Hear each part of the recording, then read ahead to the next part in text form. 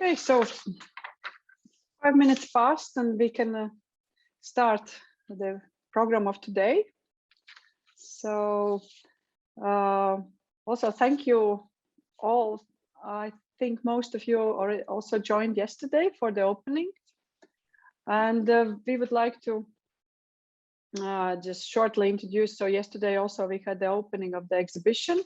So the videos also are coming, being edited today, and we can show it during some breaks. Also how this exhibition looks like.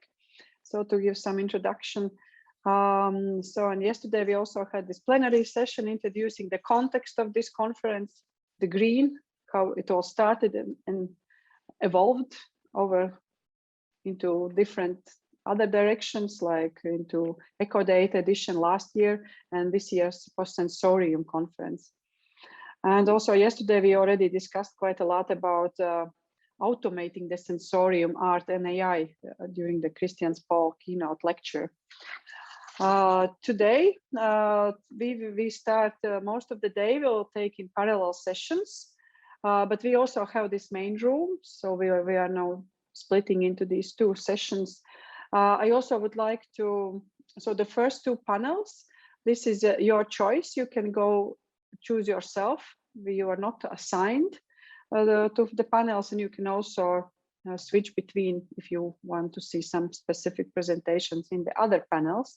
So please feel free. And if you need any help, so Moderator, look for the name Moderator. So she will be in the main room, helping you to assign to the room you have chosen to get there if there are any problems, because not always, yeah, there might be on Zoom some difficulties sometimes to find how to get there. And also Sabrina, so there are these two names, so just check for them.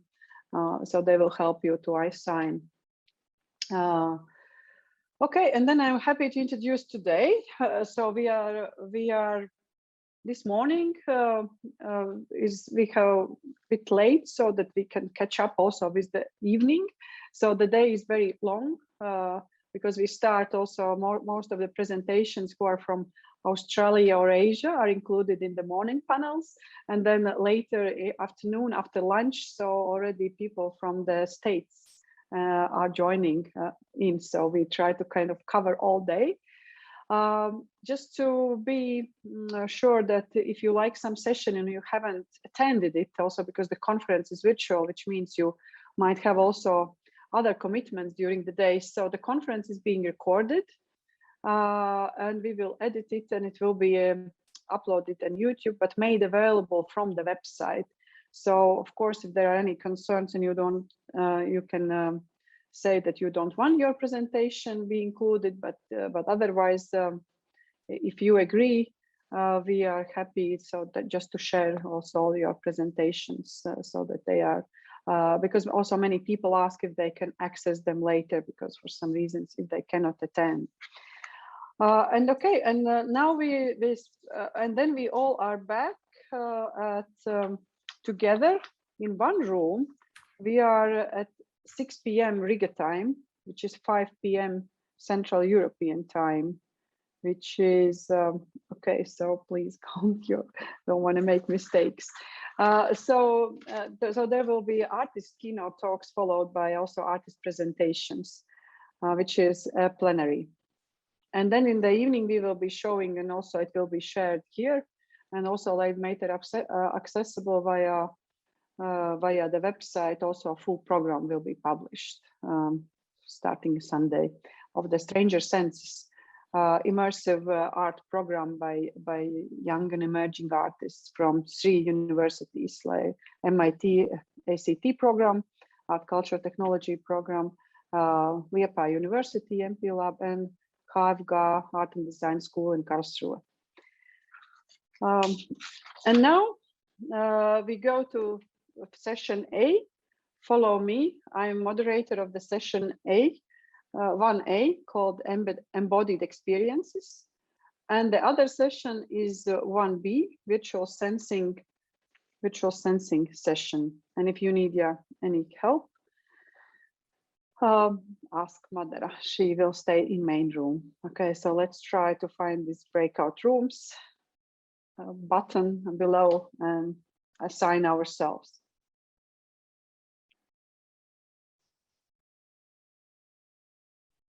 Moderator for 1B is Maya Demeter. So follow her.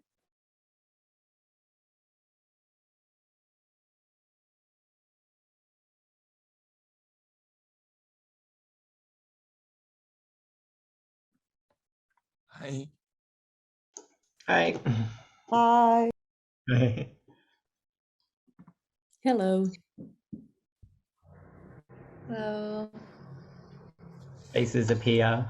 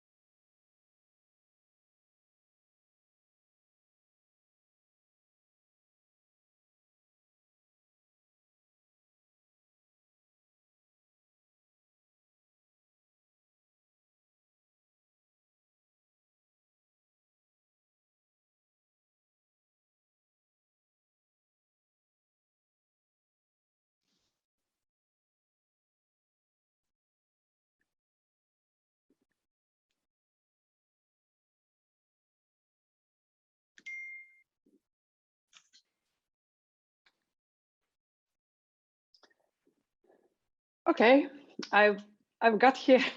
Okay. So there are just only 6 not assigned people in breakout room, I see. So okay, they mainly are, yeah, just 2 more people need to be assigned and then we can start.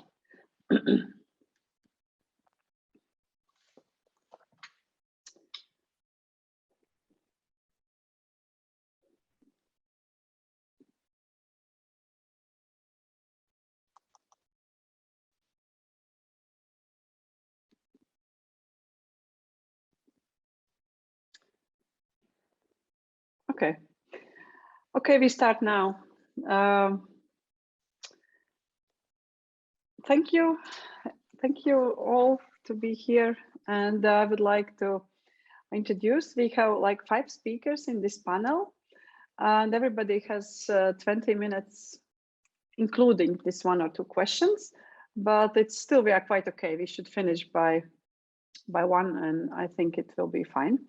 We manage, so everybody feel free. Just also use your time, at least for 18 minutes for sure.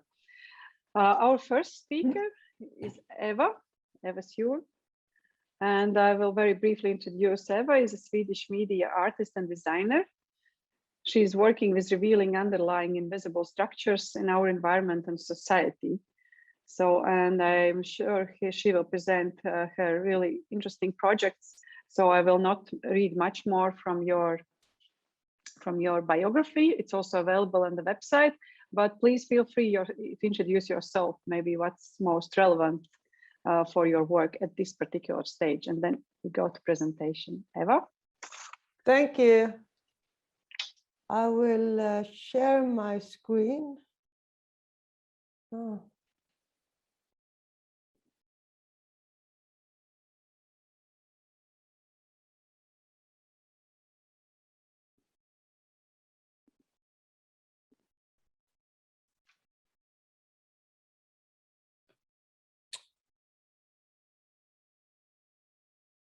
Okay, I'm presenting my work in situ suspension, ontological interfaces. This presentation is part of an ongoing broader line of inquiry in emergent processes in environments, organisms, computations, machine learning, AI, and the human faculty of senses. It addresses multisensory experience and questions of entanglement using artifacts, what I call ontological interfaces. Ontological interfaces are a series of works using computation, machine learning, and sound processing and also embodiment to extend embodied awareness as a situated experience. It works with distributed sensation and embodied attention and suspension to reformat the human perspective.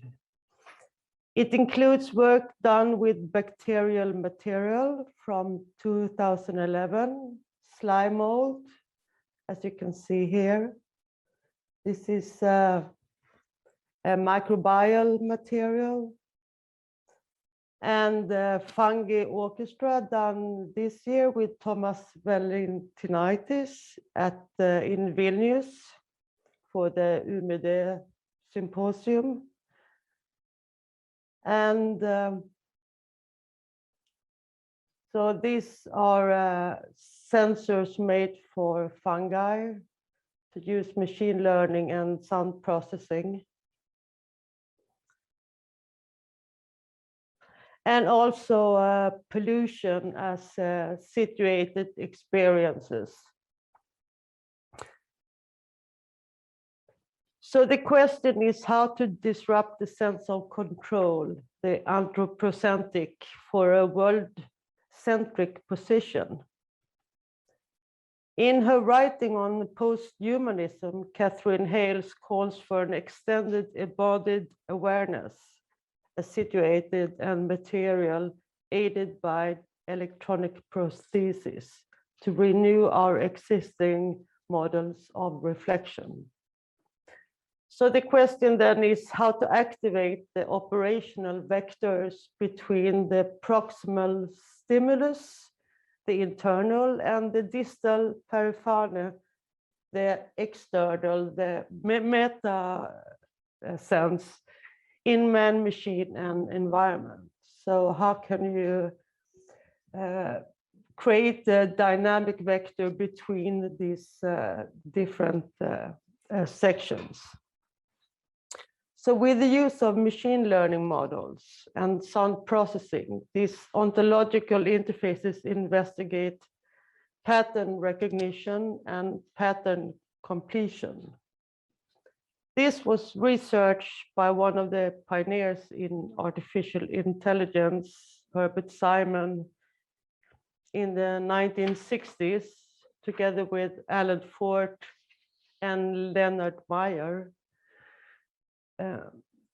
And Herbert Simon writes that the sensed environmental processes have agency of patterns, both temporal and spatial, and this cognitive ability is closely linked to our survival. I will show a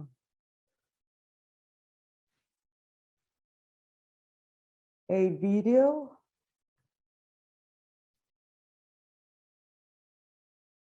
That will, I'm showing a video from two interfaces with the sound.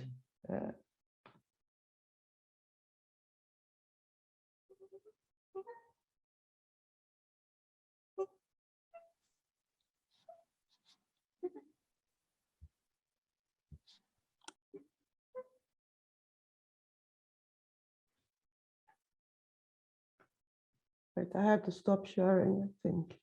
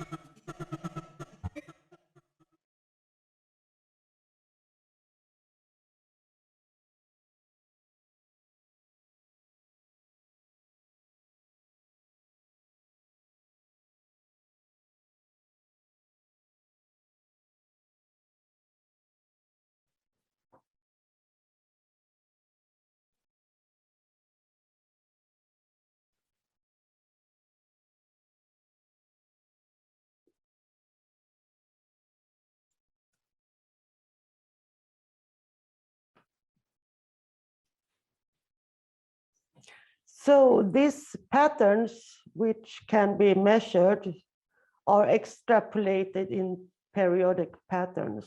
Since patterns in nature, such as weather systems, pollution, and organisms, are extracted from clutter, noise, disturbances, and irregularities, people persist in seeking patterns even in noise environments.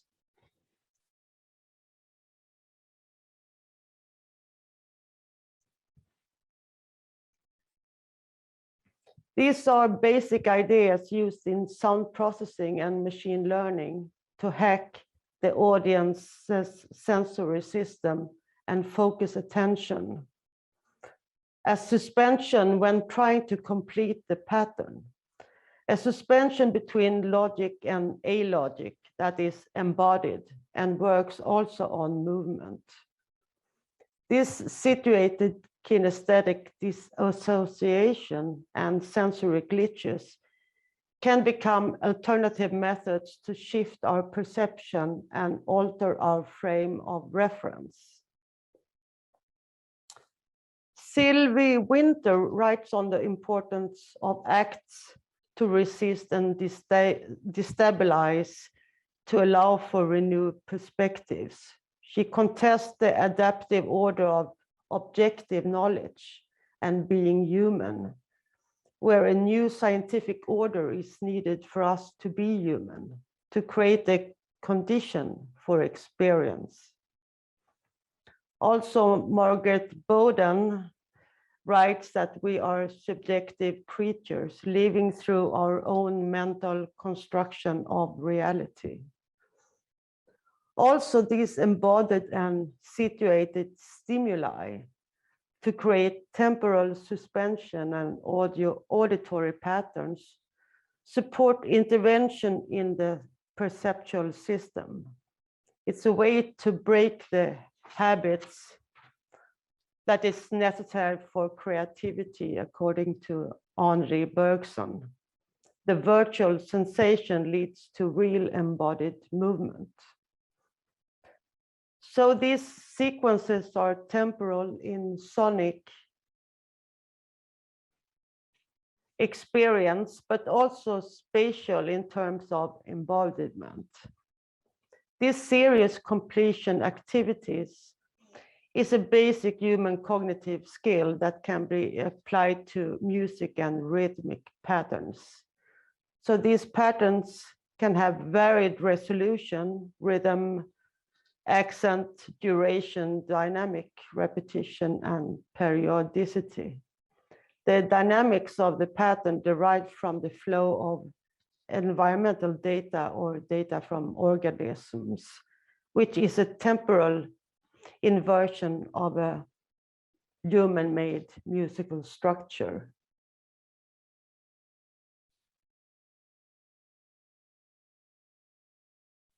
So these are from Copenhagen, the Sounding Bodies Symposium. So this is a brief schematic of models of musical patterns, which consist of a machine learning model and musical processing. So the machine learning model is a spatial model. So depending on what kind of data it gets, it catches the musical pattern, and in this sense, it's also a generative pattern.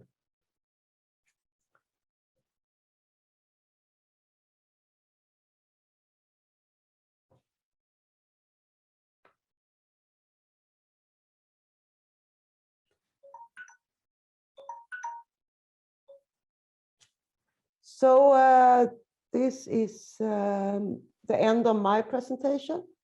Mm-hmm. Yeah. Okay. Thank you. Thanks. Thank you. Thank you, Eva. Any questions? So we have still time for, yeah, Jonas. Yeah, thank you, Eva, for your presentation. I'm very curious about to know why what purpose does the machine learning serve? I mean, like, to me, it sounds that machine learning is adding just another layer, because the whole interfaces themselves, I mean, like the connection that the interfaces draw themselves, they are I think they are relevant as well. And I think why does it need machine learning to create those musical patterns? Why is that? Yeah, it's because there is a whole range of interfaces, and there is also noise in the system, so it gives irregular patterns. So it's not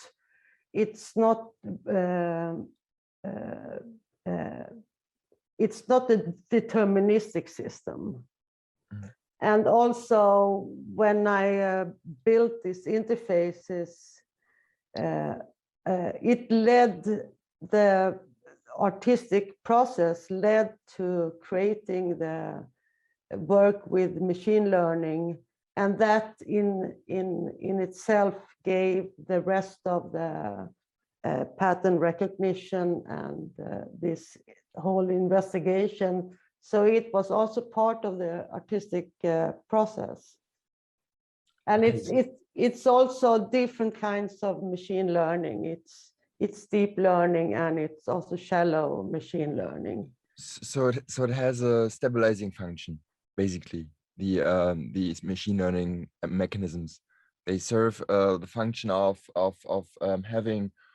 reducing the noise within the system, or no, not really, because it's also part of creating the noise. So it's two levels of noise creation in the system, because otherwise it would be very predictable.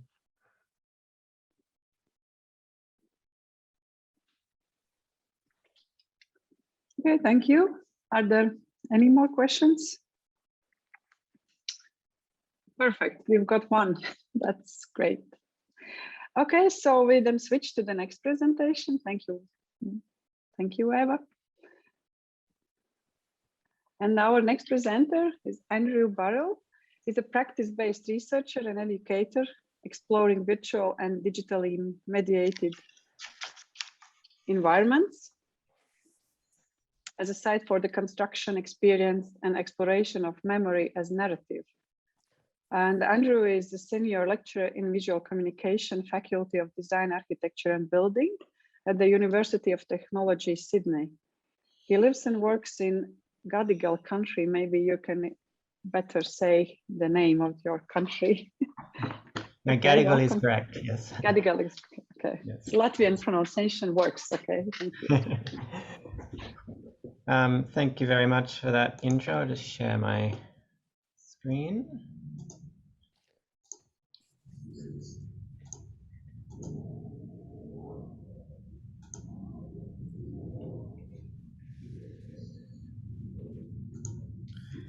Okay, so can you see my screen okay?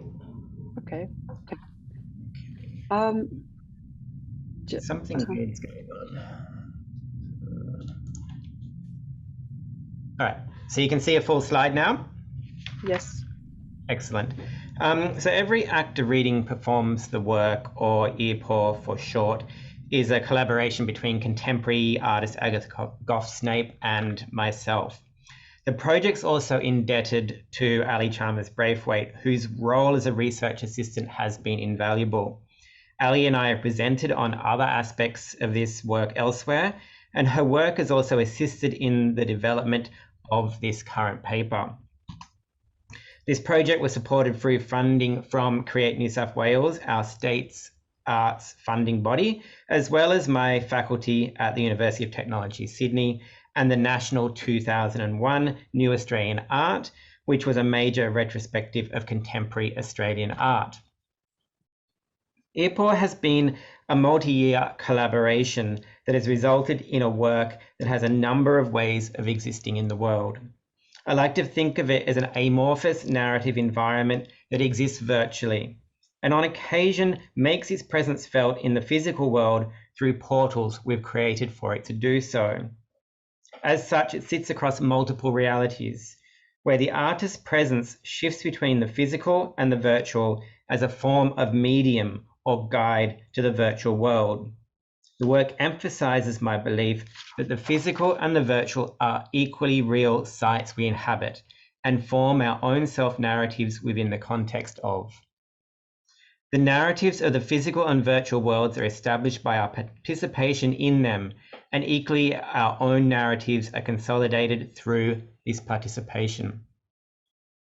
The audience is only ever allowed glimpses of this world through these portals, in both the gallery and performance events.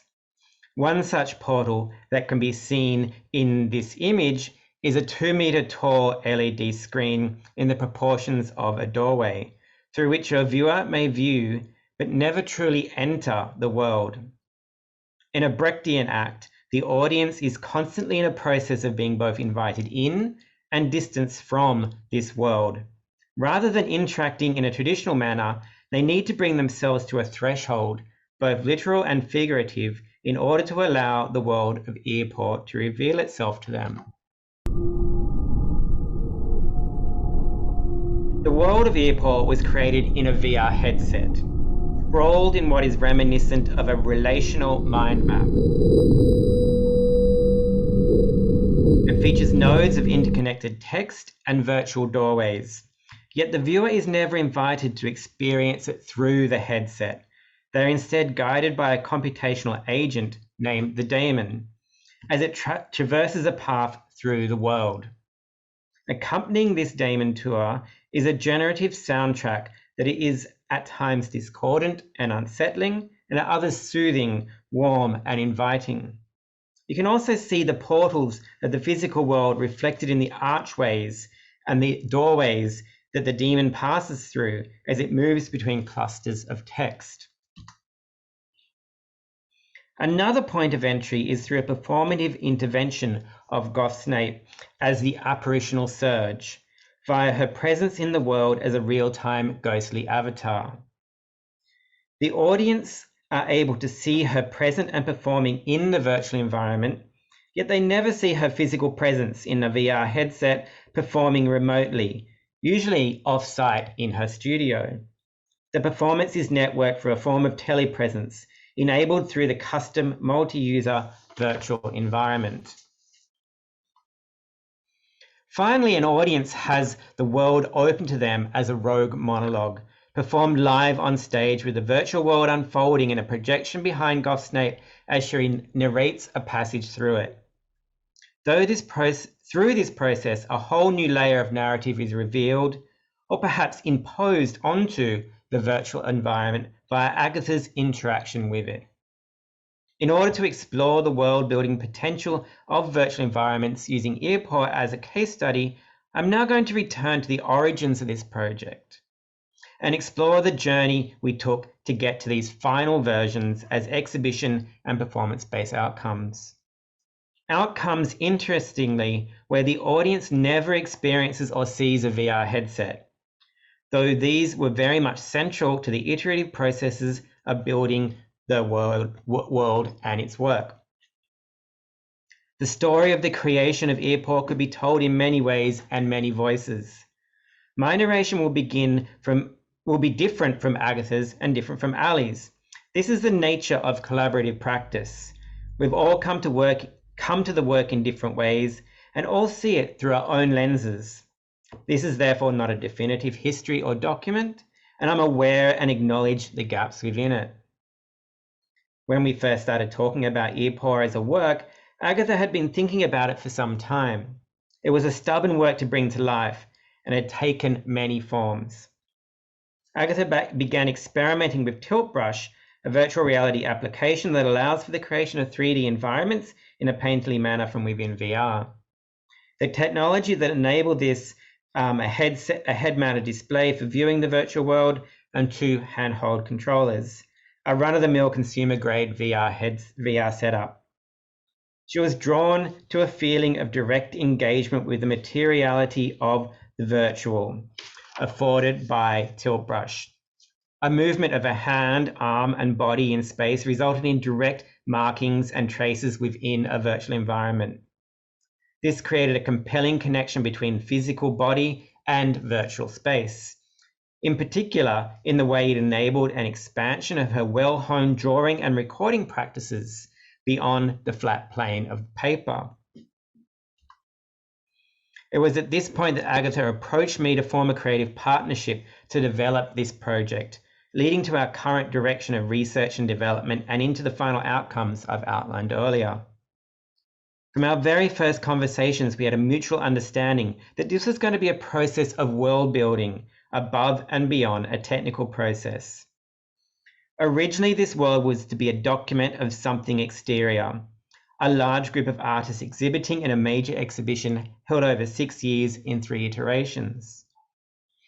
Agatha had been invited to create a work that documented this exhibition and the artists involved over the three versions of it.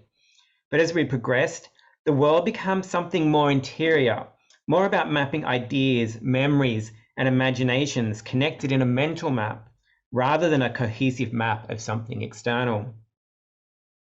This initial conversation happened in late 2018.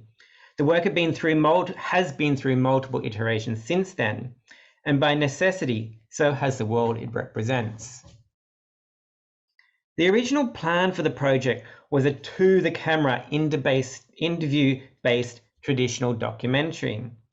But Agatha found this to be not only limiting, but tied to a model of power she wished to remove from the project. As we moved past this, looking at alternate ways of working, we came to understand the world needed to come to exist in many forms. A world that was both malleable and never fully comprehensible, yet had its own internal logic. Our early experiments held on to the notion of the interview as the central trope of the work, while moving away from the notion of speaking to the camera.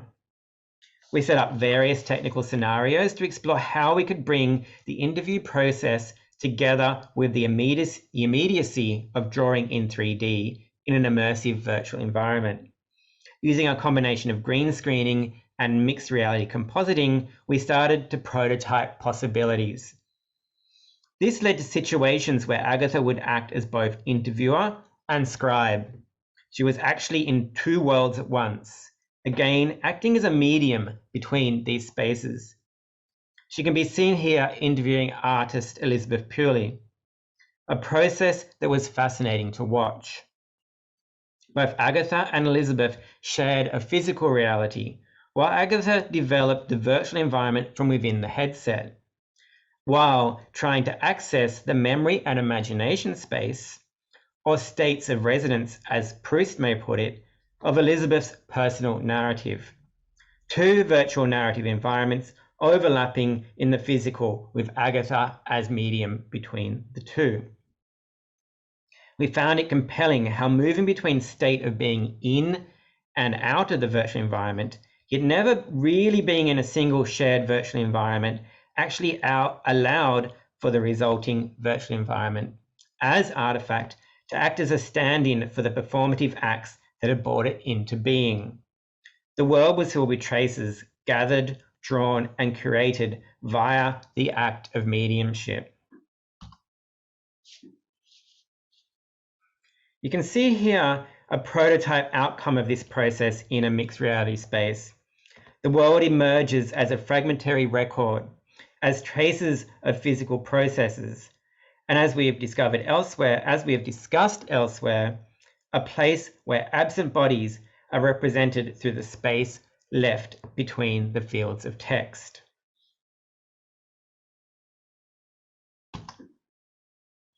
Towards the end of 2019, we held a week-long workshop where Agatha, Ali, and myself worked towards further developing the world from both the point of view of its narrative structure and its imagined inhabitants. We spent a week immersed in discussions around ways of thinking about the nature of the world we were creating. We slowly filled the walls with notes, ideas, context, and precedents. During this time, the mythology of the world emerged, and we consolidated some of our conceptual anchors and contexts. The material process of working in this way reflected what we were making. The room we worked in became a physical interface between the multiple threads flowing through the work. A point of exchange between the physical world and the virtual world of ideas, narratives, contexts, memories, and imaginations. Agatha's artistic roots are very much tied to the act of performance, her practice being based in part on formal training in multiple performance traditions, including Butoh and postmodern performance art. This led me to introduce the work of Brenda Laurel into our discussion. Laurel's work is one of the most important lenses through which my conceptual understanding of VR specifically, and computers as material of art and design more generally, are formed. Laurel being a pioneer of virtual reality, and her work is often centered around an approach to thinking about computers and virtual environments as theatre. She was the lead creator of the seminal work Placeholder, shown here, a project that in 1993 brought together virtual reality and performance in a way that echoes our use of performer as medium between layered virtual environments and the physical world. Laurel sees the potential of VR to remove the need for an interface through designed natural and spatial interactions. She states that our motto was no interface, expressing our desire to maximize naturalness, to enable the body to act directly in the world, or to minimize distraction and cognitive load. We started to think about how Agatha was using virtual environments and her body's relationship with them to offload the cognitive work of making sense of the vast amount of information she was working with and her subjective position within it. This idea of offloading a cognitive process to the physical environment was first suggested to us by Margaret Wilson. And we have been very interested in extending this notion into virtual environments.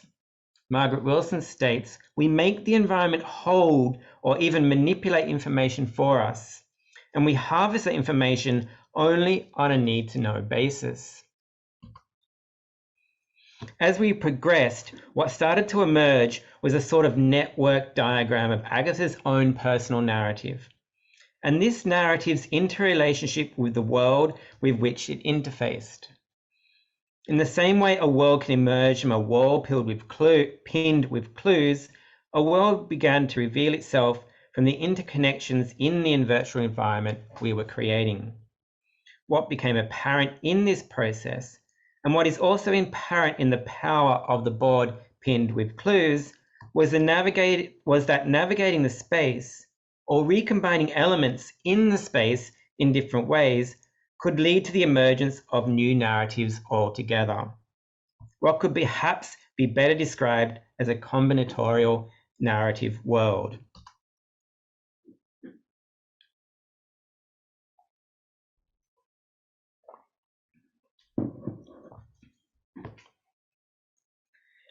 In that short excerpt, we can see a shift in the project as we start to see the personal narrative fragments replace the more didactic notations of exchanges over interviews.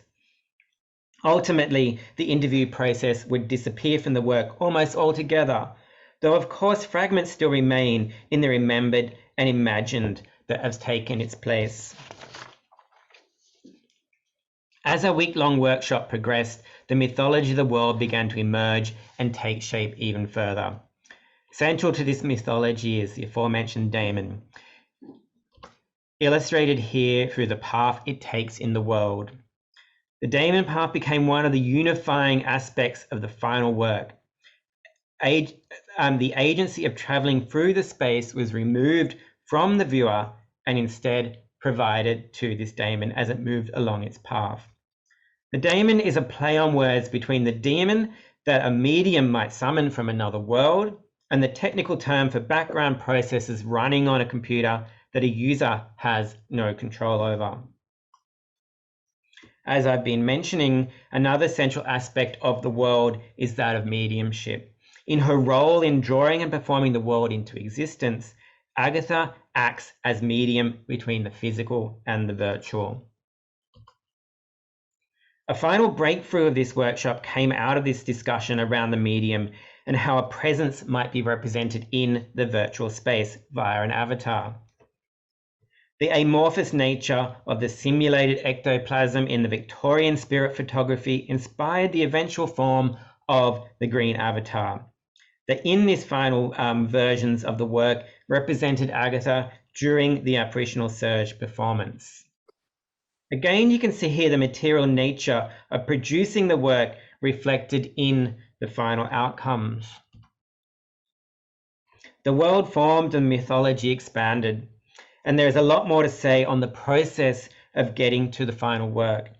Of course, we were met with the challenge of developing the work through the pandemic. But these are stories to be told in a wider narrative at another time when more threads of the creation of the work are brought together. We exhibited it in its final form at the beginning of this year, a time between lockdowns in Sydney, and I feel lucky that we had this opportunity. Something I've been very interested in developing during this whole work and in other works, and is at the heart of the way I've thought about this work, is the notion of the virtual environments as spaces that can be experienced and navigated in multiple ways. In creating for and with virtual environments, I'm also interested in creating new ways to access them that is beyond the usual screen and headset. This is again to be expanded at another time. And for now, I'll conclude with a short excerpt of Agatha performing the apparitional surge. You can see here what the audience never sees, the act of performing, and then what the audience sees as she appears in the virtual world and performing a new narrative on top of the narrative that already exists in that space.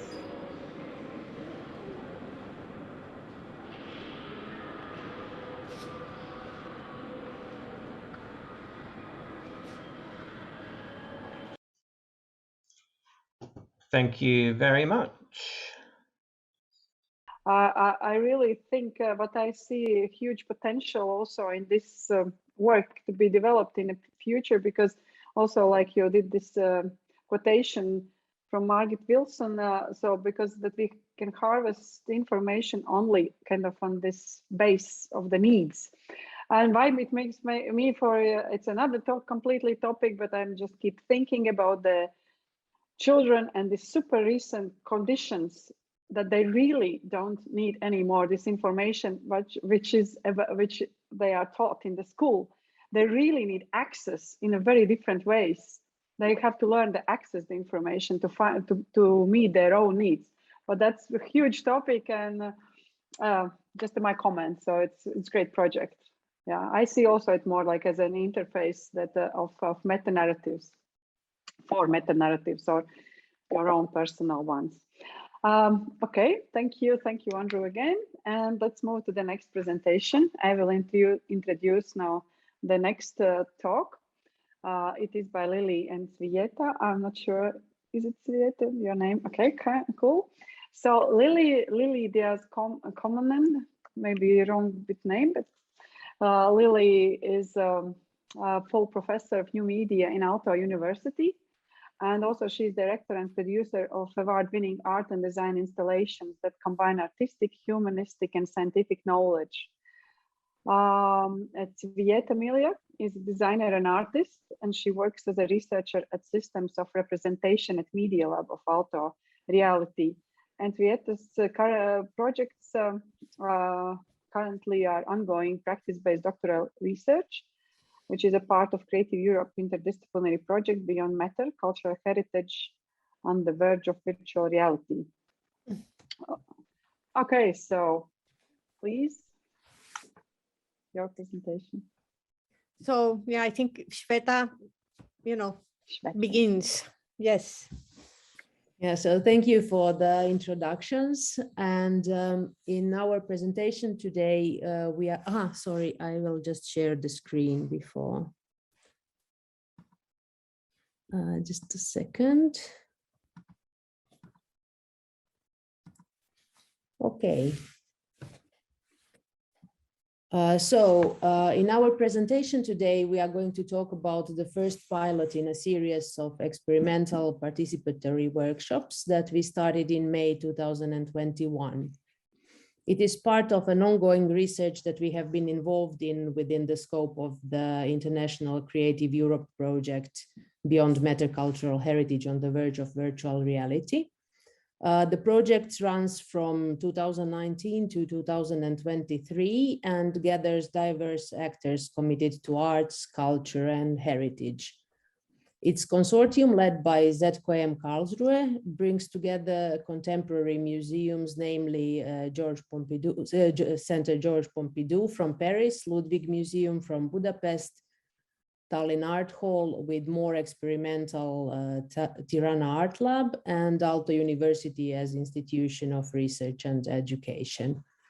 The project itself encompasses numerous activities and formats, including the digital reconstructions of selected historic landmark exhibitions, art and archival exhibitions, conferences, artist residency programs, online platforms, and diverse publications. Within the main objectives of the Beyond Matter project is to collaboratively develop a virtual museum toolkit that will employ media technologies such as virtual reality to enable documentation and preservation of contemporary art heritage and to ensure that those methods will remain in longer time use within the museum. Our main line of research at Aalto University in the context of this Beyond Matter project combines both artistic and humanities-oriented methodologies to develop and implement a novel framework which would engage the museum audiences with exhibitions, which would encourage co-creative participatory practices and promote opportunities for interpretation afforded by new media designs. The framework we are developing will aid in generating dialogue between museums and their audience communities and will allow sharing valuable insights about the exhibition experiences that could otherwise remain undisclosed. And I would like to give the word now to Lily, and she will tell you a little bit more about the framework, this framework which is behind our research in more detail. Lily, please. Thank you, Shweta. Okay, so a little bit about the framework we are developing is based on a performance-oriented research method for audience studies and exhibition evaluation. And it is used to document, analyze, and study responses of the museum audiences to digital cultural heritage, as well as to virtual exhibitions. This methodology, with the acronym POR, has been coined by Lili Diaz-Komonen and has been evolving in the context of art and design research within Systems of Representation Research Group at Aalto University. The POR methodology is a combination of co-creative embodied practices, including autoethnography and duethnography. It allows for exploratory research as well as for creativity and openness, which promotes participation, new experiences, and co-creation of new content by the museum visitors. In the context of the performance-oriented research, our aim is to develop a series of participatory POR workshops that would happen alongside the exhibition installation immaterial display, a collaborative effort of the Beyond Matter partners. As a traveling installation, immaterial display is going to showcase interactive virtual models of the two milestone exhibitions, Les Immatériels from Centre Pompidou 1985 and Iconoclash Setcoem Karlsruhe 2002. It will visit all the partner institutions during the years 2021 to 2023. And the series of the POR workshops will take place at the partner institutions respectively following the immaterial display. Working together with our partners and the audience communities, we are eager to learn more about the deeper meaning that often arises as a result of culture and heritage experience. Some of the topics that we are exploring in our research are how, when, and why do exhibitions and cultural events touch their visitors in meaningful ways. And now I will give the word back to Shweta. She can tell you more about the designing process for the first workshop. Okay, so we developed the first pilot with the name Make and Share Stories through remote collaboration with our partners from Ludwig Museum and with the two fellows from Beyond Matter Master Fellowship Program, which was also run as another activity of the Aalto University in the context of Beyond Matter project. The workshop was created as an online participatory experience in reaction to travel restrictions and inability to interact with each other in physical spaces due to the global pandemic.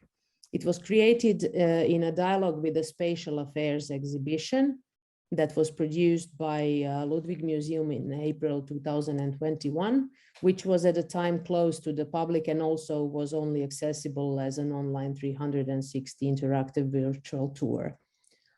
As a short description of the workshop, I can show you the short video about it. The workshop Make and Share Stories took place in a shared immersive virtual reality space, created especially for this event using the free open source Mozilla Hubs platform. Here participants, workshop facilitators and tour guides came together and interacted as avatars. The opening part of the workshop offered the participants an exciting opportunity to learn more about the Spatial Affairs exhibition and the number of selected artworks through a polyvocal immersive guided tour.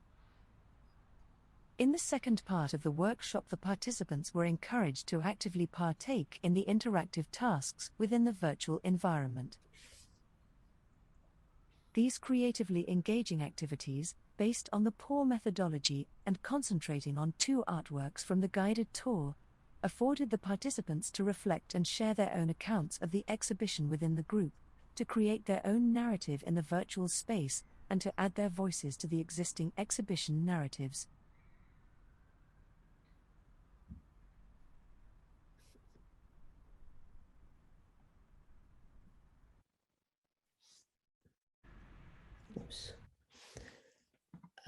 Okay, so the workshop had to be staged virtually.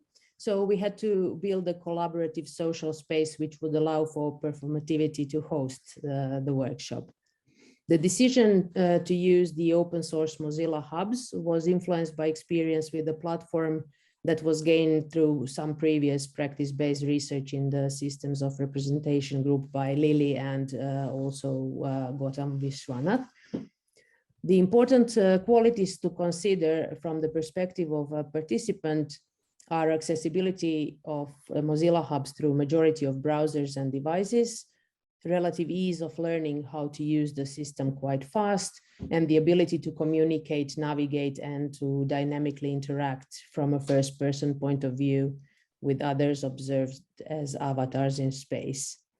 The Mozilla hubs comes with several handy available tools which participants could use to create their own content and manipulate virtual objects.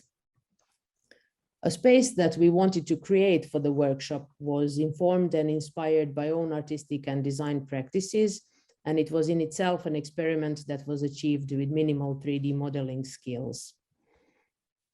The aesthetic of hyperrealism dominates virtual reality, and especially in the museum context.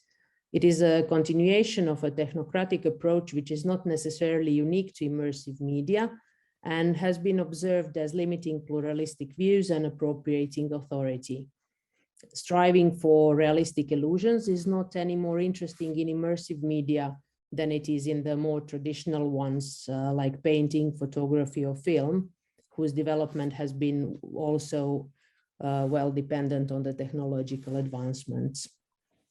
Our aim was to create a kind of transition space which would, in its incompleteness, allow for new dimensions of experience to emerge and for new unpredictable relationships between space artworks and participants to form. With our design solution, we wanted to support the idea of polyvocal multiple perspectives and to create a space in which participants' role can expand and where they can position themselves as subjects and co-creators. This shift from mere listeners or audience towards storytellers themselves can happen when environment is perceived as a safe one in which alternatives way of seeing, hearing, and understanding can develop. Lily will now tell you a bit more about the dramaturgy of the workshop itself. Thank you, Shweta. So in addition to arising from movement in a navigable space, performativity in our workshop comes mainly from the design co-creative activities that are performed by the participants following a pre-planned dramaturgy. There were 10 works from the Spatial Affairs exhibition presented to the participants in a guided tour through videos recorded in the real gallery space, which was closed for the visitors at the time. The artworks were selected according to the individual choices of 4 different curators, supporting the idea of multiplicity of voices. 2 of the artwork representations, one as an image and one as a video, were placed each in its own smaller workshop room, which also contained series of design cards with fragments of curatorial texts, images, and voice recordings, and a marked stage in the middle of the room.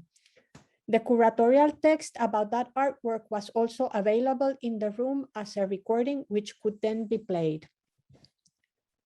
Participants were asked to select an artwork they wished to work with and stay in a respective place. They were encouraged to explore the artwork of their choice a bit more, after which the facilitators encouraged a discussion. Then the participants were asked to place the cards onto the stage in order that they find meaningful, in an order that they would find meaningful, to add the perception, feelings, and thoughts as their voices written as text or photographs taken by a virtual camera available as a tool in Mozilla Hub. In the end, they were asked to frame the story they created with a title. To fulfill the tasks, the participants moved around the space, interacted with tools and other avatars, and manipulated the objects in space. After making their story, participants were encouraged to reflect and share in the group the experience they just went through. The workshop ended with the group taking a common portrait with a virtual camera. This experiment was the first one in the series of 4 workshops, through which we aim to explore the potential of performance-oriented research methods to inspire dialogue in the museum context, to enhance the process of developing unconventional content, and orchestrating creative activities that stimulate reflection on own experiences of the exhibition and which could elicit new emerging narratives, meanings, and different kinds of implicit knowledge. Now I will pass the word again to Shweta.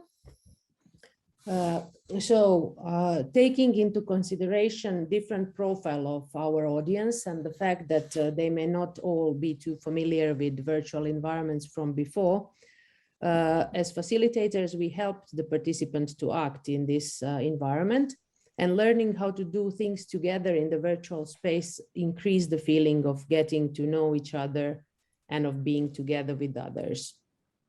The ability to engage with virtual objects allows for performativity, which can alter the relationship to the artworks as well as to the space, and new connections can be explored. This can result in new emerging meanings born out of the context that transforms into a more personal one. The non-realistic character of the space was also seen to have an effect in this kind of transformation. Participants, as well as facilitators, also acknowledge that they have experienced their own presence in virtual space during the workshop. It made the whole experience more pleasurable compared to other types of collaborative platforms where participants are confronted with images of a mirrored self, and was a very enjoyable experience despite some technical drawbacks that happened during the workshops.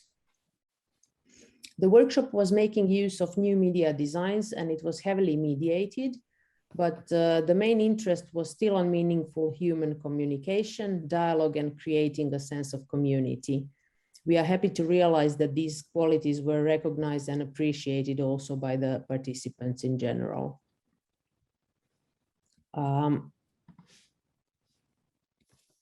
Virtuality imposed to nearly all communication and many of our activity during the recent months has transformed the perception of virtual reality from an exciting novelty into, in many cases, a necessary evil. Being involuntarily saturated so intensely in virtual immersive media has on one hand made us recognize its potential for collaborative practices and ways of working. But on the other hand, even more importantly, it has put into perspective our connection to the physical world and the need to carefully think which parts and acts of our lives we wish to keep outside of the virtual screen. And it would not be possible for us to close this discussion without also bringing in the topic of sustainability and the impact that these technologies are having on the environment, on a planetary physical well-being. With a growth forecast of 18% by the year 2028, and touching sectors including design, education, entertainment, health, and tourism, among others, we think it's very serious to consider, of course, the whole issue of energy footprint of these technologies. We need to, find ways to also bring that kind of like critical discourse into our work. And in the context of the current of this symposium, well, I would like to close with simply saying that the costs are vastly more than our electricity bill and the new computer. So we need to, be mindful about that.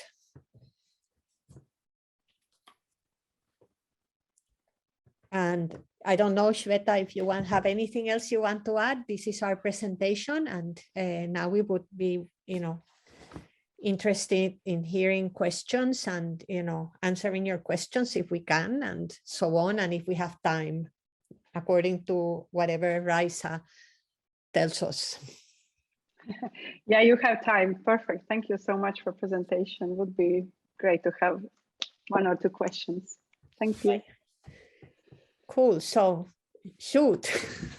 Shoot. Yeah. Okay, anybody, please. I have a question. Please, Eva. Yeah. I just want to know what kind of communication could the participants use with each other? Well, I think that it would be good if both of us, I say a little and then also Shweta adds, but they're pretty much what is available through Mozilla Hubs. You could use a microphone and so you could talk, right? And then also you can type in text that then is displayed. Yeah, that would be for intercommunication, but as far as I'm aware, yeah. Yes, and also what was somehow very nice about actually being there together in Mozilla Hub was also this ability to go closer to someone, and you could actually have a more spatial kind of dialogue with each other. So not everyone necessarily heard when you come really close to someone. So you could have a more private discussions with maybe just someone from the group, but then you can also share it. It's a little bit like in the real space. Yeah. This kind of being able to have different maybe layers of closeness to other people, and also the fact that you could kind of go around each other. I think it was very refreshing, because we have been all working so much with this Zoom meetings, like for the whole year and a half before, and also the whole project was constantly only in Zoom.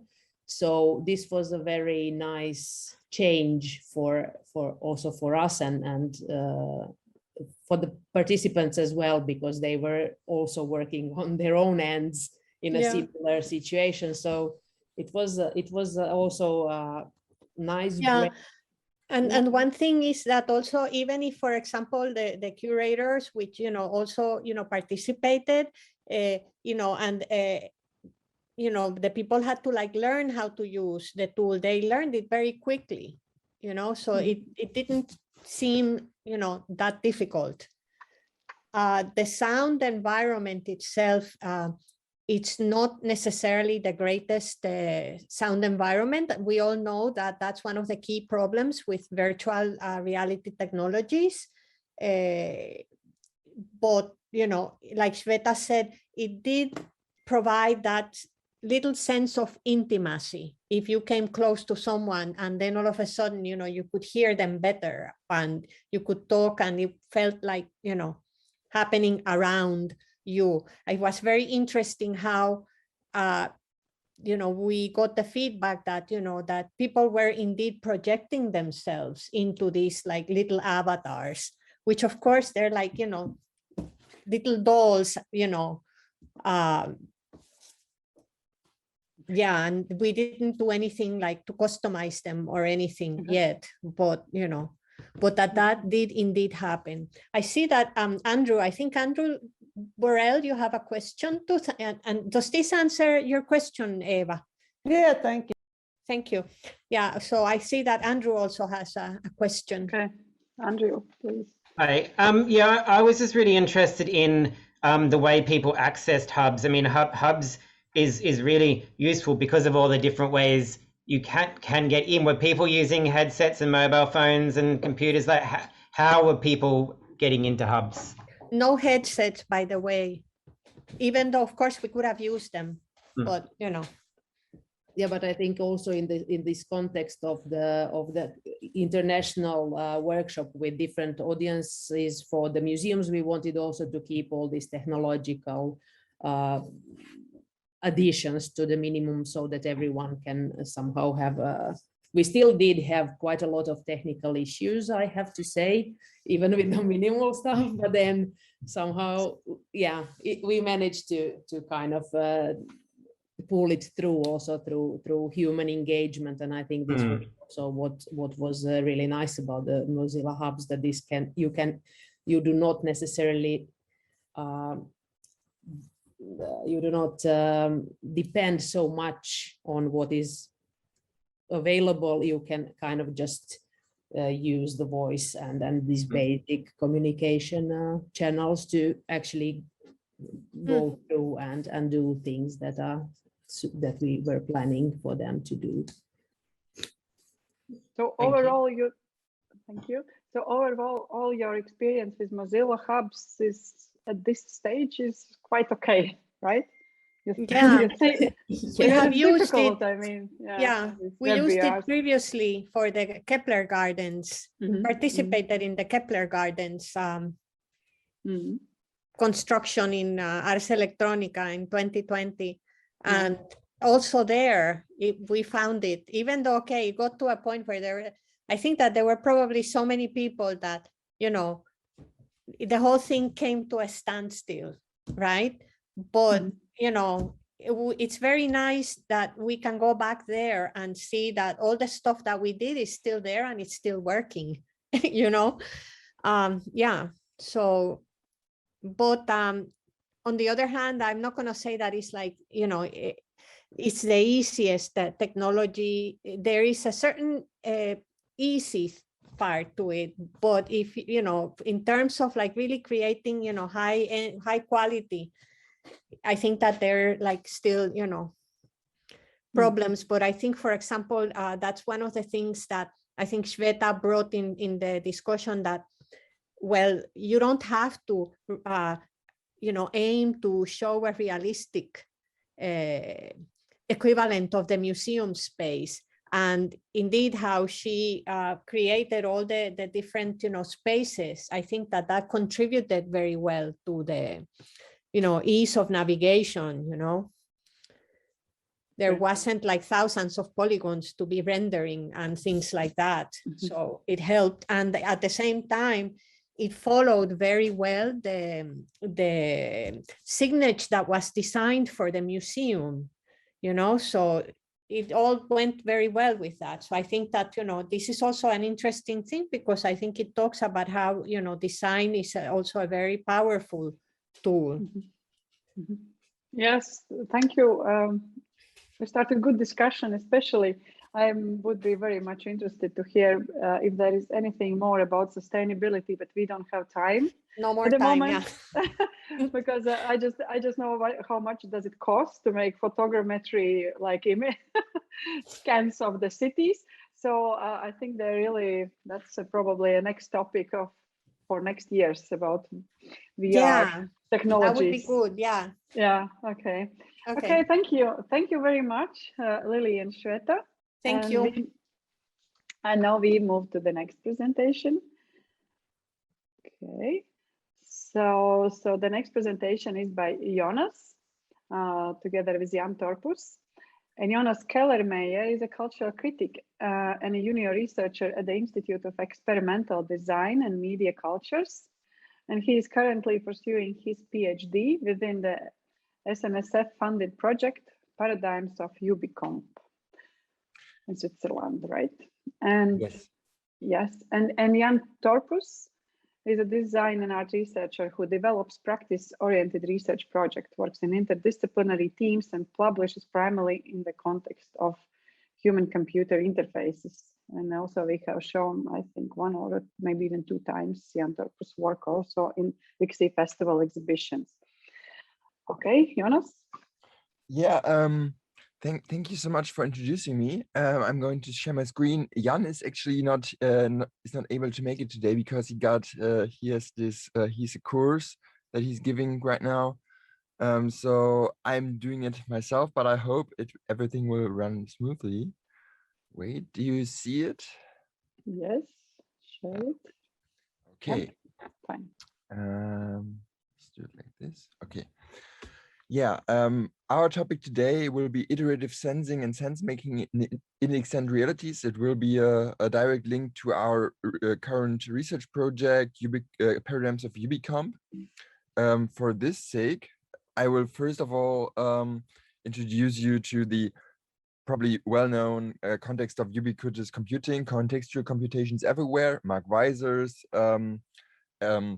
vision of a totally networked future is basically the is the prototype for ubiquitous computing. The main changes include contextual connections of many micro devices instead of mainframe setups, successive decentralization of data streams, and there are 3 conceptual groups of computing devices in the original concept, which are boards, pads, and tabs.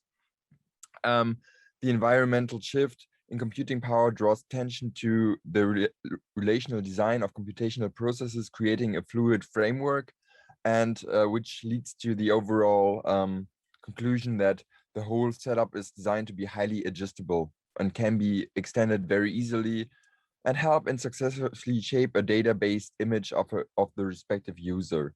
So this is basically the history, and where we are now is basically there are new developments within the realm of UbiComp, which lead to basically ambient intelligence, which is pointing to autonomy of the certain mechanisms, successive environmentalization, which is basically the realm of responsivity, and implementation of intuitive ways of taking control, which is the idea of immediacy in scare quotes. So basically, you should be very careful about this.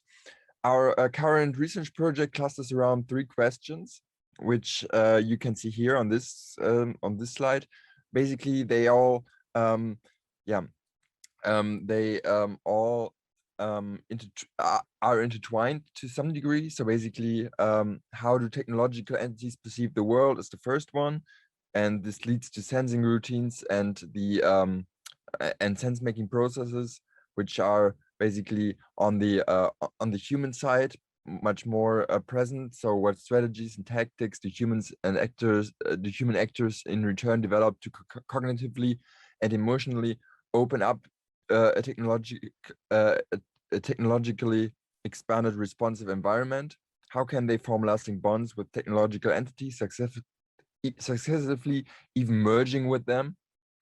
And the design principles that we want to derive from this are also basically come down to the whole issue, the discourse around seamfulness versus seamlessness, which is kind of a newly developing interesting scope. Well, yeah, the scope of the whole research project in general is the identification of hybridanizational and cohabitational tendencies of the present. Sorry for that. Yeah, UbiComps is basically, it's a big part of our project. The installation UbiComps is an essential part, and it is not just art, it's more or less a research setting as well as an artistic installation. It is it is artistic research in the purest sense, because we are trying to implement media in a tactical way to get a grasp of the certain users, and to make and to show how behavioral processes, behavioral patterns can actually be translated into sense-making processes. So basically, tactical media, or the tactical uses of media, do not just report events, as they are never impartial. They always participate, and it is this that that more than anything separates them from mainstream media. So basically, this is why we are framing it as tactical media. Yeah, well, the setup of UbiComps, and at first, basically, this is our setup. It consists out of 5 rooms, five individual rooms, which are have different they have different themes. Basically, the first theme is a Zen Buddhist room, which is kind of set up to just have a very calm atmosphere, and it's well, yeah, it's basically Zen Buddhist setting.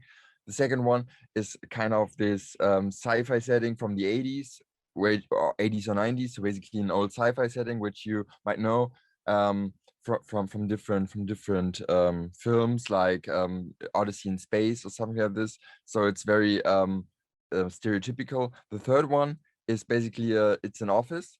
It's an office from, we call it office anachronism. Basically, it's like should display some kind of a 70s or 60s office. The third one is the stage, which we call the echo chamber, because behind those curtains, there are mirrors where the participant can actually, who is standing on the stage, can actually see himself or herself and perform for him or herself as well. And the third one is basically the antithesis to the second room, where the second room is basically a contemporary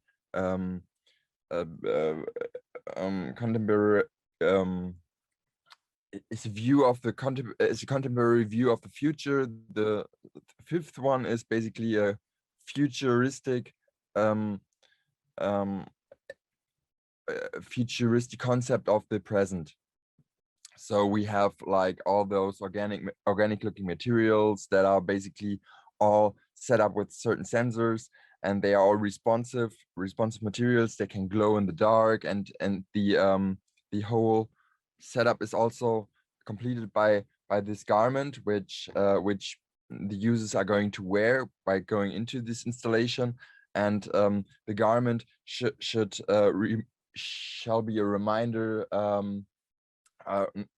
Well, it's kind of this rite de passage that people are aware that this is not the real world that they are in right now, but it's like a different world within the real world.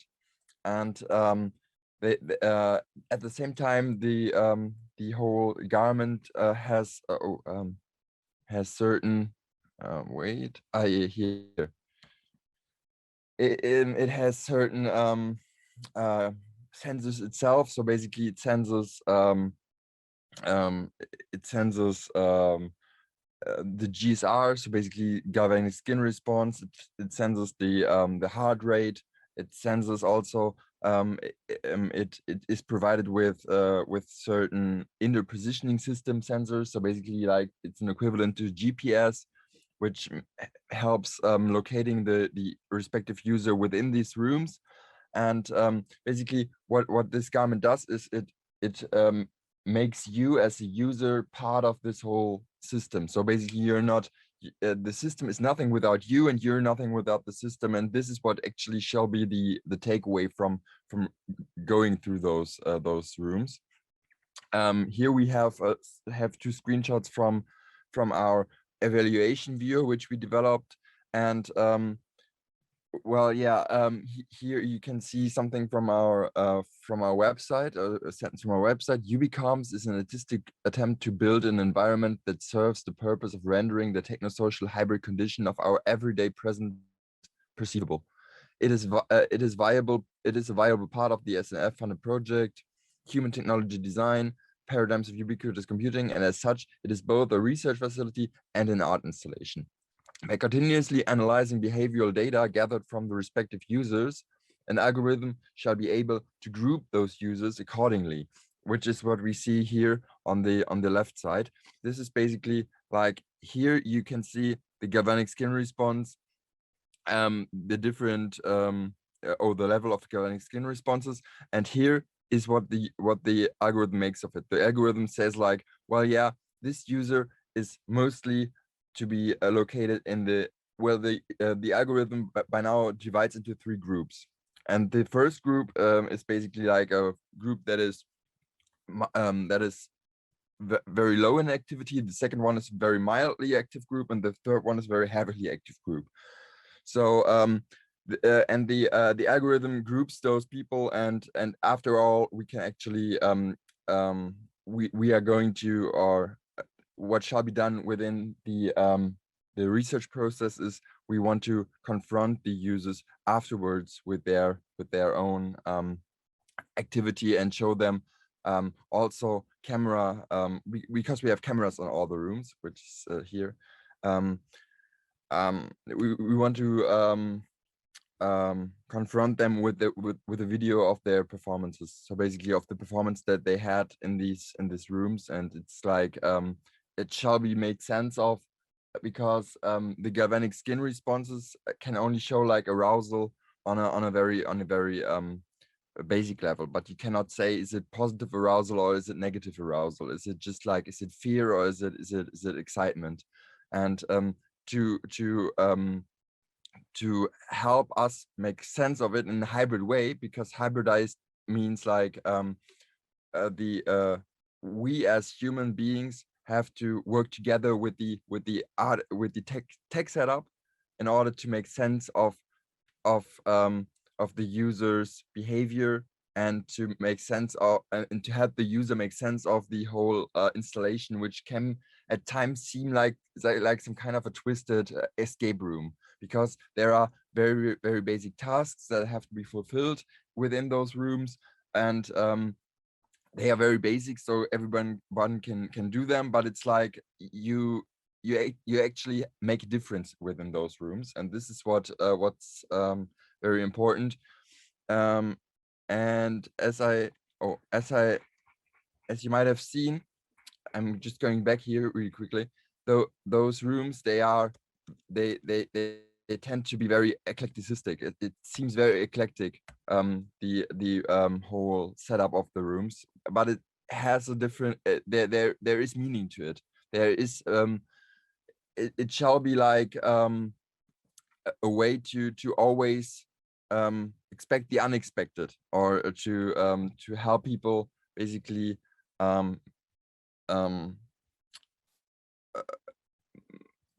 to be aroused in a way. So it helps to be aroused by always being submerged to new situations at a time. And of course there is also narrative sense to it, because of course as you all know, the whole the first Zen Buddhist room refers to the whole roots of the ubiquitous computing and the Silicon Valley mentality within Zen Buddhism, and the whole idea of equilibrium that is floating around. The second room is basically like the dark side of tech, which was displayed in, for example, 2001 Odyssey in Space, or Space Odyssey. The third room is basically like it's more or less we called it office anachronism, because the desktop metaphor, for example, for a Mac or for a PC, that is very striking, and we wanted to recreate something like this but enhancing all those gadgets, those analog gadgets with digital markers or digital sensors. So basically all those the whole room is sensed, although it doesn't seem like it is sensed. So it is that, and the fourth room is basically, it's a classic idea of the echo chamber, where you are confronted with all those sounds, with sounds that you might have heard in the three rooms before that. So basically there are sounds from the first room, from the Zen Buddhism room. There are sounds from the sci-fi room, and there are sounds from the office anachronism that you might recall, and you can actually jam to them, because they are being like put into order, and also by some kind of an algorithm. An algorithm is we programmed an algorithm that is able to give rhythm to those sounds. So basically like to act as some kind of a twisted drum machine in a way. And this drum machine shall be you can actually replace certain sounds by jamming to the beat. So yeah, and really quick thing, their first empirical insights, probably this is one of the most interesting things, because this is a curve that shows the galvanic skin response in the first room, and all those markers, these are events, trigger events that the room has sensed. The room has sensed that people were were interacting with the room. And you can see that the arousal starts to kick in after the trigger event is triggered. And this is actually quite interesting to see that there's always a direct, you can actually see that people were engaging with the room by just looking at the events, and you can actually see the time here. So basically these are about 5 seconds and 3 seconds. So it's a very short arousal, and afterwards people mostly they tend to forget about it.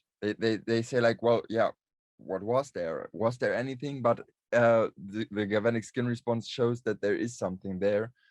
And after the first pretest, we witnessed the emergence of certain patterns. The first encounters with new situations caused great arousal. Frequent iterations made successfully lowered the arousal over time. So basically, as soon as you know how the room works, you're not, or how the room is actually wired, or you might think that you have made sense of it. You're not this aroused anymore. Basically, like you get bored, or not bored, you get accommodated.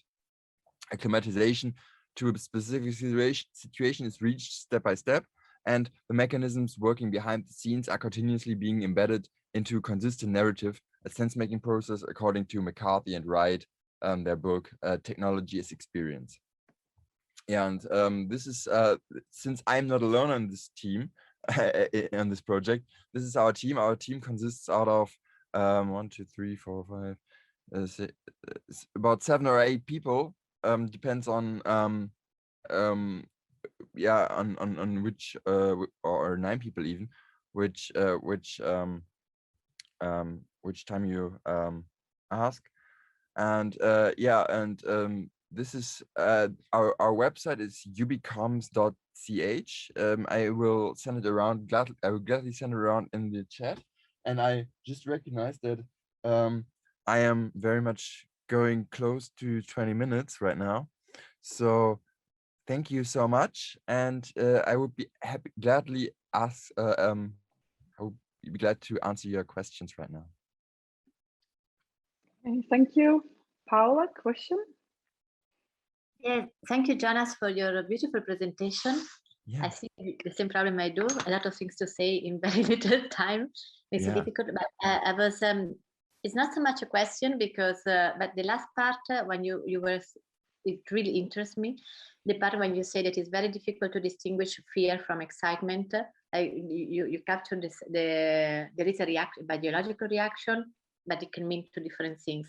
So if you have more information, like if you could tell me what, if you have more information that I could use also for my research, and so I could quote. And then also the last part was incredibly fascinating when it's still in the same topic, when you were distinguishing how to distinguish the behavior of the galvanic. Well, it's all part of distinguishing the like giving a meaning to data, like it really, yeah, like the last. Sorry, wait a second. I need to have a look at, because I took a picture of the screen. Wait, not this one. Sorry, a second. It was the last information. Yeah, oh my God, like the timeline, like how the evolution in time, like the first response, excitement, but then after the iteration, when you really can predict also this, it's very incredibly relevant for, so if you could provide, maybe you can send me an email or to everybody where we can get more information about if you've written papers about it. Yeah. Thank you so much for the remark. Yeah, of course, this has been this is only a sample of 1 room, actually, 1 room, 1 person that was very much striking, and that we thought was very beautifully showing the sense making process, basically by using the iterations, because in the first room there is a certain trigger where people are basically incentivized to take an apple, and if they take the apple, the whole scene changes, and it gets very messy. It gets like It's like the old religious trope of Eve taking the apple and just being thrown out of the paradise. So basically, people take the apple and they notice something is broken and they immediately put it back, and they notice, okay, everything is fine again, and they play with it. And the more often they do it, the less excitement they show, because of course at first you think, okay, what did I do? I'm just like I just didn't want to break anything. You put it back, and then you realize, okay, there's a mechanism behind it. So and this is actually very funny to see, because we got similar mechanisms in all those rooms. So that you can actually see, like, people get accommodated to it, and they know how to and over time they also don't feel threatened by the system anymore. This is also interesting to see, like, that the overall level of excitement is basically like goes down. Yes. Okay. Thank you very much. Thank you, Joras. Okay, and now we move to the last presentation of this panel by Daye Kim. Daye is a doctoral candidate in cinema studies at the Tisch School of the Arts, New York University. Currently based in Seoul, her dissertation project envisions an extensive cartography of the VR mediascape. And also her research interests include virtual reality, new media theories, cultural studies, Korean cinema, and transnational media studies. Daye, please. Hello, thank you for the introduction, and thank you for giving me this opportunity to share some of my recent thoughts and interest in virtual reality projects that feature the DMZ, which stands for the Demilitarized Zone. I will share my screen.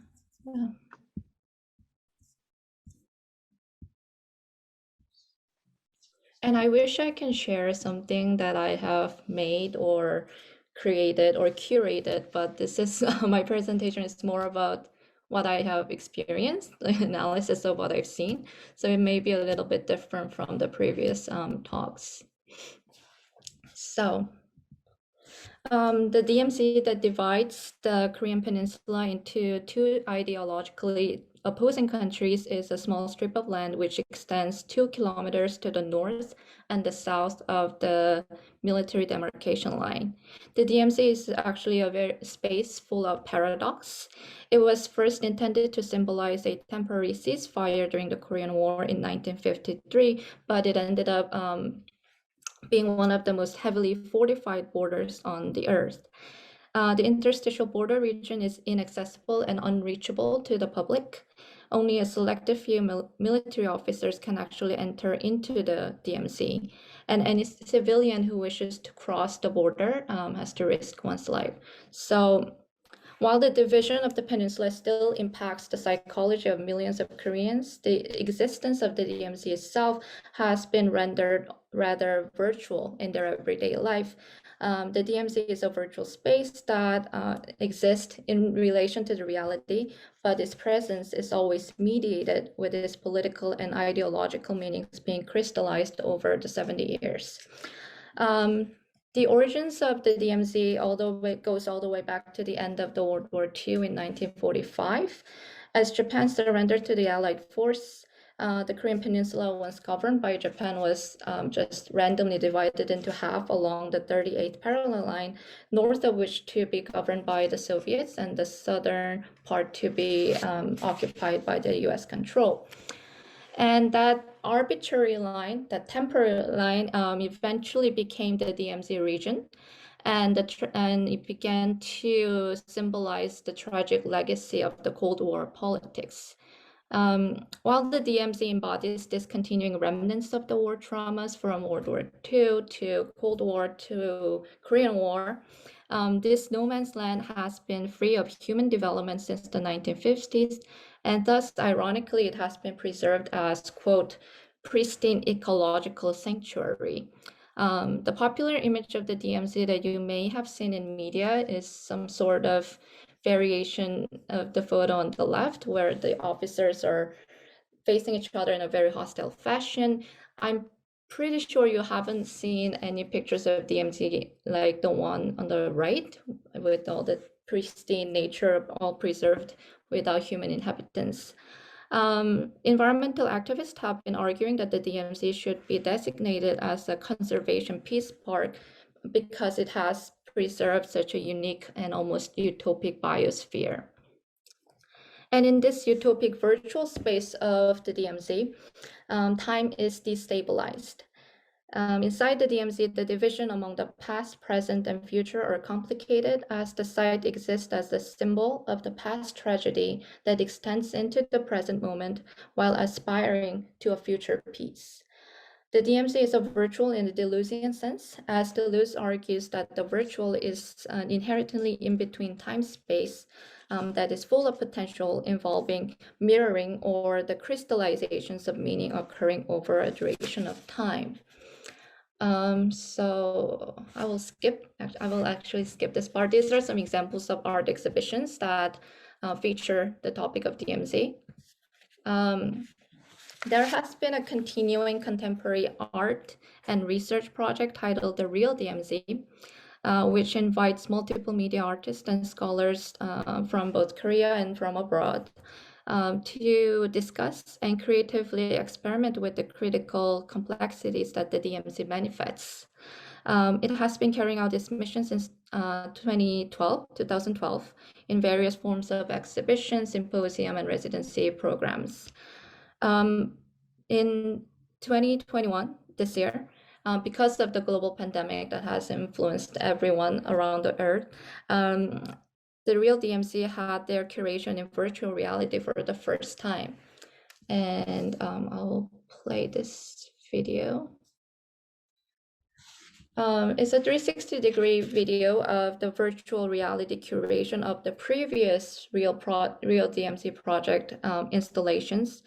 While the previous physical exhibitions could only install the art pieces around the DMZ, near the DMZ, or any other conventional exhibition venues, the immersive virtual reality technology allowed works from previous years to be digitized and curated again, and even archived in the virtual space. In this 360-degree video, the viewer can traverse through the virtually created DMZ space and witness the artworks being curated inside. When presented and experienced in VR, these artworks assume new meanings. And for example, this swing project, which was originally installed near the DMZ area, is titled 1, 2, 3 Swing, and is a unique 3-people swing that was installed near the DMZ to kind of encourage the collaboration and like looking into the peaceful collaboration with between the two Koreas. But when it was curated inside the DMZ, virtually created DMZ, is no longer looking into the future for peace. Is the viewer, the spectator becomes the witness to already completed peaceful collaboration. So with virtual reality technology, this heavily protected border can be turned into an artistic space of new interpretation. And beyond being an alternative exhibition platform, VR also allows new experiences of the history embedded in the DMZ. In Fabian Gesendanner's Dreaming Zone, which is a virtual reality co-production between France and Switzerland, follows a young girl's journey into the DMZ area in search for her lost father during the Korean War. This VR animation begins with a 67-year-old Korean woman named Yuri remembering her childhood journey from years ago. And although it's faithful to the tragic history of the Korean War that had torn apart countless families and friends, the VR experience being based on a childhood memory adds another personal, rather playful layer to the ideological history that DMZ holds. The experience invites the viewer to not only get immersed in the border area, but also interact with the ecological wonders. Ecological wonders like animals and like the rocks on the floor. The melancholic violin tune in the background contrasts the playful interaction that the character encourages the viewer to participate in. And I experienced this Dreaming Zone VR at the film festival in Korea. And I remember there was the part where I had to touch rocks on the ground to turn the rocks into the wildlife. And the child protagonist interacts with the viewer as much as she interacts with the nature and her personal memories of the war.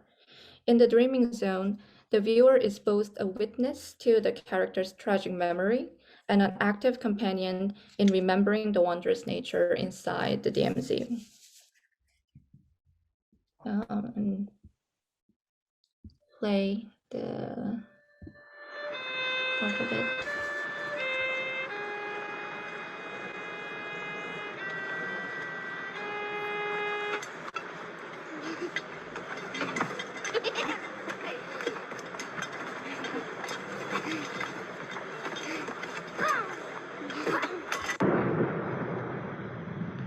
And throughout this animation, even like an explosion, shooting, any kind of like war-related events is rendered pretty, very beautiful. Because the whole premise of the animation is that it is based on a child's memory of the DMZ.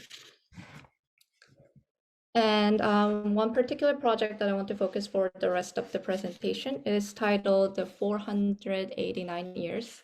It's a VR documentary made by a transnational artist named Ha-Yun Kwon, who works between France and Korea. And it is a 20-minute long virtual reality experience that follows the voiceover narration of a soldier who had served in the DMZ area. He was one of a very few military officers who could actually access the interior of the DMZ. And unlike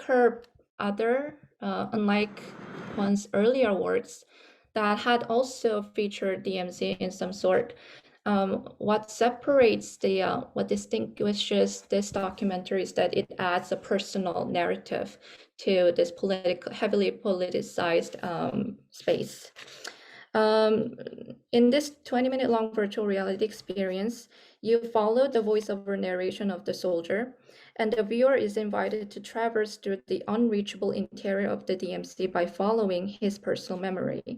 It does not really ask for a direct interaction, but the viewer actively participates in the action of moving deeper and deeper inside the DMZ with the soldier's verbal recounting of the space. The personal narrative becomes the index for the images of the virtual images that we see throughout the experience, as if we are seeing what he's telling us and we see what he remembers.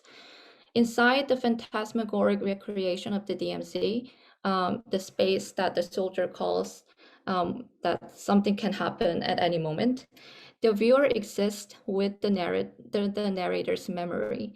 The viewer becomes a part of the narrator's mind and experiences what Patricia Pister has theorized as the neuroimage, which she categorizes as a third kind of image in addition to Deleuze's theorization of movement and time image.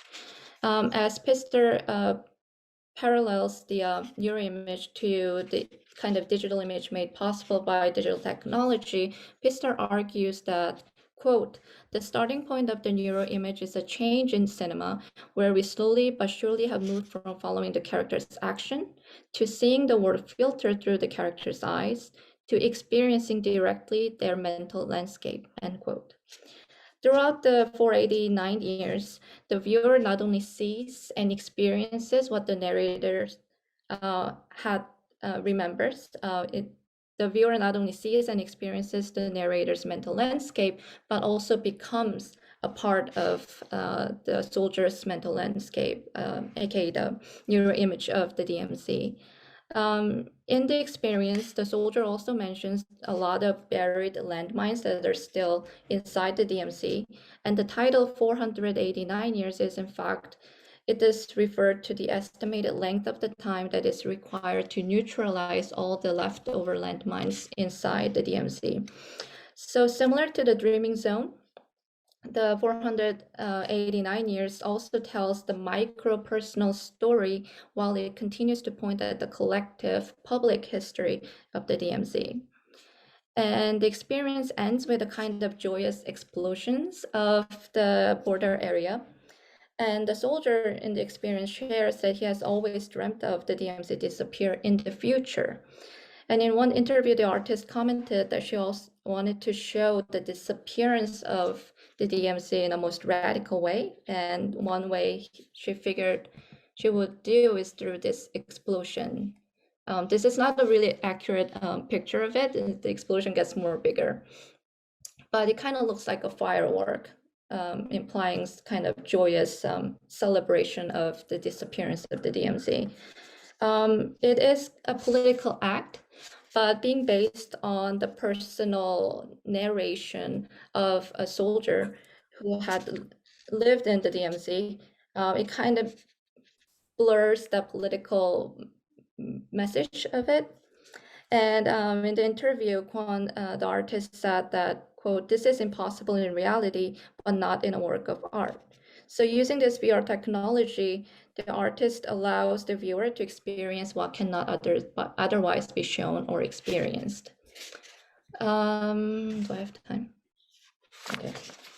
So by using the virtual reality technology in discussing already very virtual space of the DMZ, I would argue that the specific virtual reality nature of the DMZ, when married with the VR technology, there can be a lot of new possibilities emerging.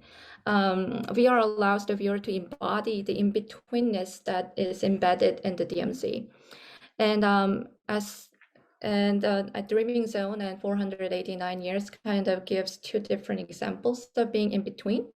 In the dreaming zone, the viewer kind of becomes an active participant in remembering the memories of the child's father, but also stays outside one's memory because you're not really participating in the actual memorialization of it.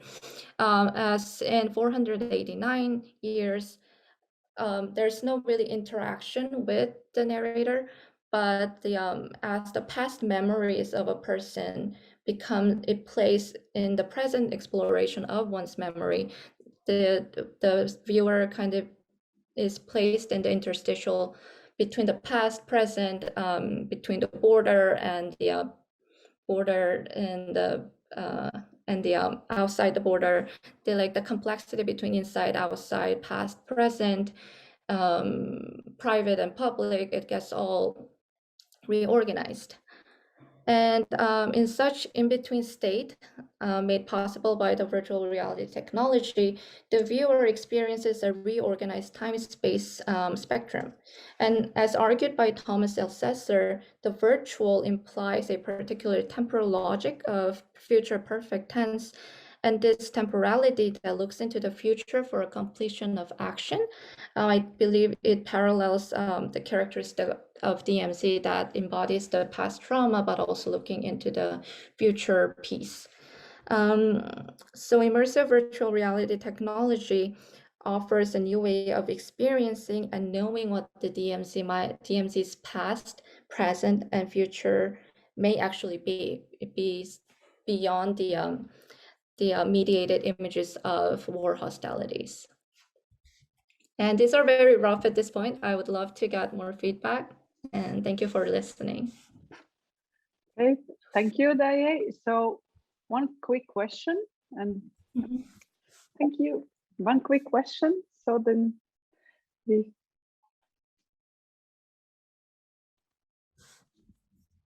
is. Yeah. No.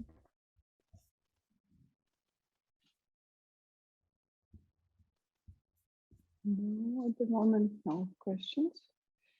But yeah, I think really great also contribution for this final your final presentation in this particular panel. Thank you, Dave, very much. And we will continue with similar topics. Actually, the panel 2A also has this embodied experience. At the moment, we are not changing the rooms. We are not because we cannot change the titles of the rooms. It will be 1A also for 2A session. Yeah, so be aware of it. Because we only can change the titles of the rooms when we are sharing, putting them into these breakout rooms. So anyway, we have very short break, 3 or 4 minutes,